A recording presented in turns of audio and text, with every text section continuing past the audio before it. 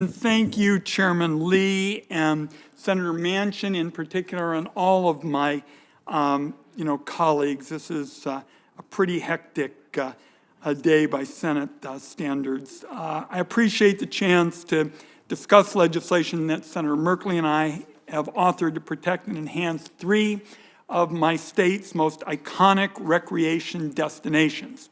S 1262, the Oregon Recreation Enhancement Act, would establish two new recreation areas on the Rogue and Molalla rivers.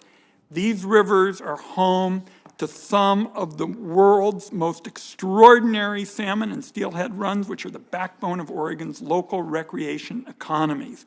This legislation would expand the current Wild Rogue Wilderness area in the rugged canyons and steep cliffs off the Rogue River. This is truly one of the wildest and most remote landscapes in southern Oregon, with efforts to protect and conserve these lands persisting for over a half century, when Congress passed the Wild and Scenic Rivers Act and designated 44.5 miles of the Rogue. Lastly, the bill permanently protects several sources of clean drinking water from hazardous mining. The special headwaters for the Smith and Illinois River provide thousands of Oregon families with clean drinking water and are critical salmon habitats. Based on the support of the local community, the Forest Service and Bureau of Land Management issued a temporary 20-year ban on new mining claims in the region in 2017. The temporary ban gives Congress more time to pursue a permanent solution. That's what this bill does. And the legislation builds on what I call the Oregon way, our traditional conservation ethic that's been fundamental to the livability of my home state. The areas the legislation seeks to protect are truly public treasures and should remain places to recreate for generations to come.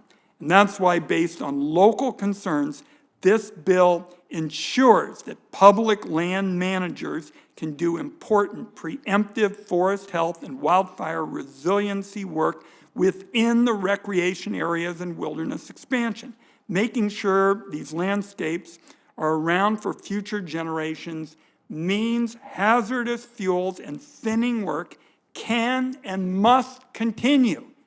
I've heard all these stories about how you can't protect special places in the West because all you're doing is giving short shrift to the effort to deal with fire. Nothing could be further from the truth. This committee led the effort on trailblazing approaches like ending fire borrowing, and the list goes on and on. But what this legislation does is it protects special places and also makes it clear that we are going to be all in the fight against fire. Thinning work, hazardous fuels work can continue. Mr. Chairman, thank you very much for the chance to be able to jump in front of some of my colleagues. I want to thank you and Senator Manchin and my colleagues for their courtesy. Something tells me Senator Heinrich and I are going to end up in the same place here shortly.